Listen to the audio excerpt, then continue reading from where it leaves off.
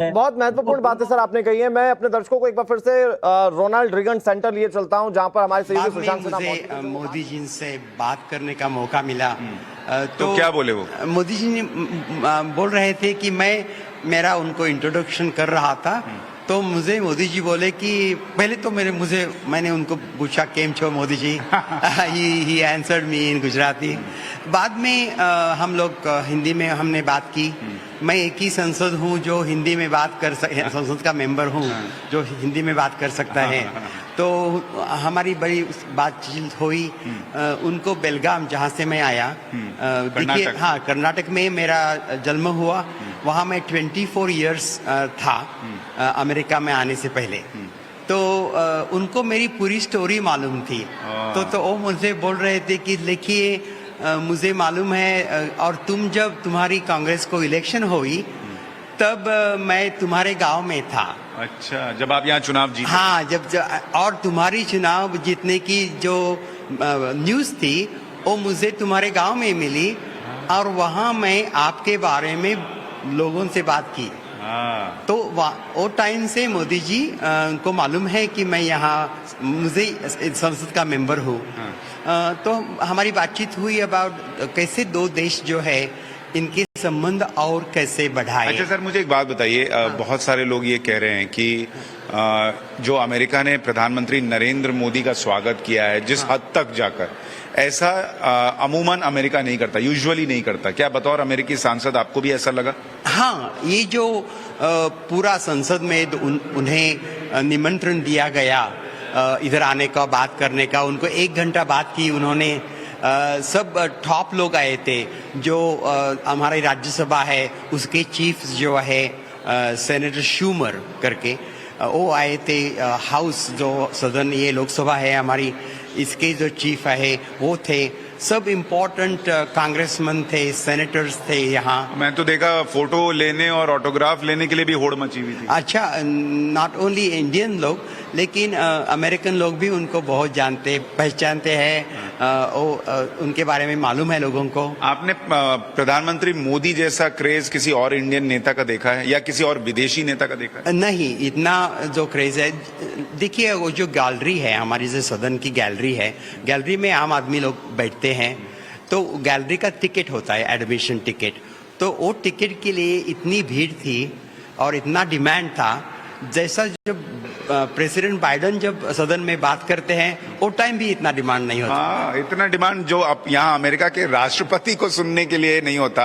जो सदन में क्या होता है, पब्लिक गैलरी होती है, हमारे यहाँ भारत में भी है, जहाँ आम पब्लिक जो है वो आकर सुन सकती है और पत्रकार बैठकर सुनते हैं। तो सांसद साहब बता रहे हैं कि अमेरिकी राष्ट्रपति को सुनने के लिए इतने लोग नहीं आते जितना प्रधानमंत्री नरेंद्र मोदी को सुनने के लिए आए हुए थे। ये अपने आप में बहुत कमाल की बात है सर। और ऐसा ही मैं कल स्टेट डिनर में था, वहां भी मैंने देखा कि खुद जो बाइडेन साहब ने कहा कि ऐसा रिस्पॉन्स स्टेट डिनर का उन्होंने भी नहीं देखा है, क्योंकि इतना जैसे ही वो इंटर हुए मोदी मोदी के नारे लगे और बहुत वाइब्स बहुत अच्छी थी।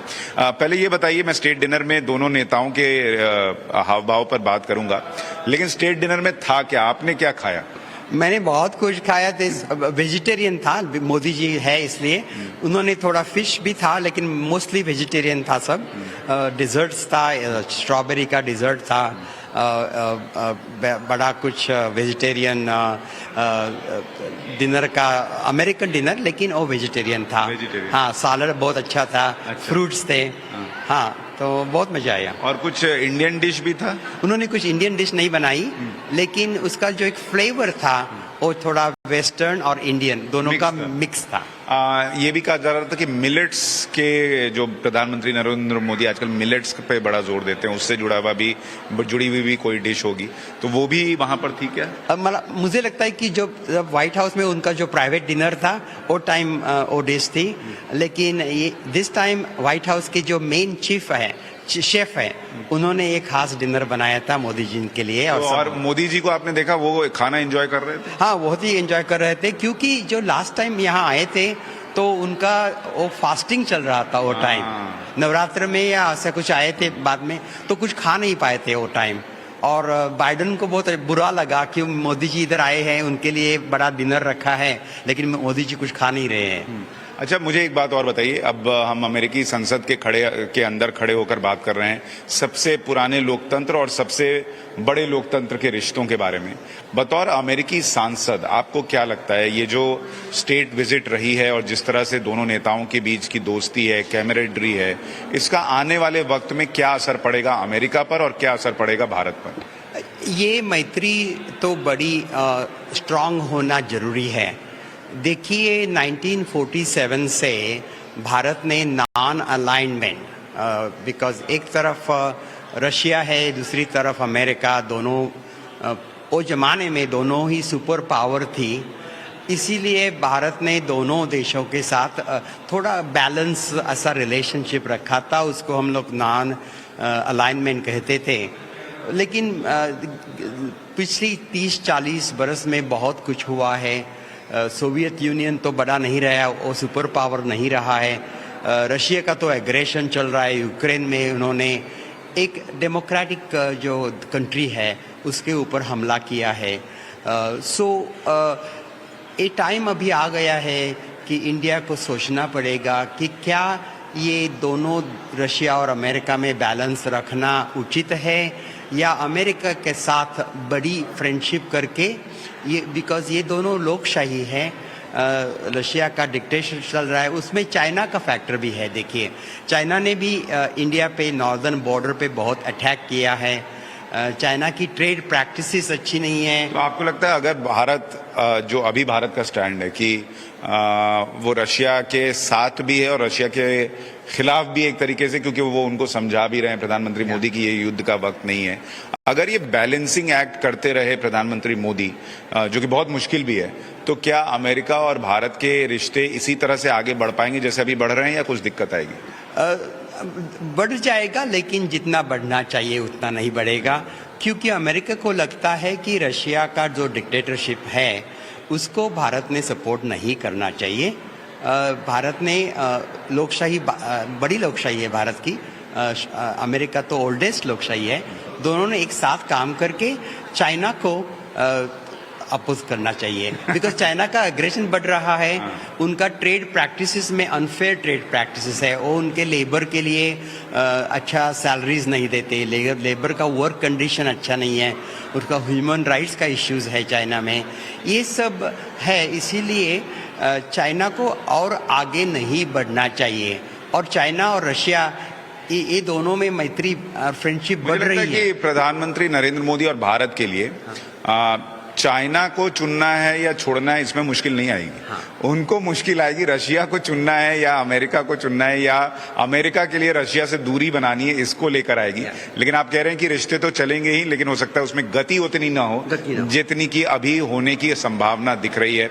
और प्रधानमंत्री का ये दौरा कितना ऐतिहासिक है खुद सांसद बता रहे हैं। व्हाइट हाउस में हम लोग गए थे सर कवर करने, वहां मोदी मोदी के नारे लग रहे थे। आपने वैसा कभी, आप इससे पहले जो बाइडेन साहब ने 2 स्टेट डिनर और दिए हैं या स्टेट विजिट्स और रही हैं, एक इमैनुअल मैक्रोन की और दूसरा दक्षिण कोरिया के राष्ट्रपति की, क्या आप उसमें भी शामिल हुए थे या आपने देखा था कि उनके वक्त में माहौल कैसा था और अभी कैसा था मोदी जी के वक्त? मैंने उसका कवरेज देखा है स्टेट डिनर का, और वो टाइम एक इतनी बड़ी स्टेट डिनर नहीं थी, लोग कम थे और इतना एंथुजियाज्म नहीं था। इससे आधा भी एंथुजियाज्म वो टाइम नहीं था।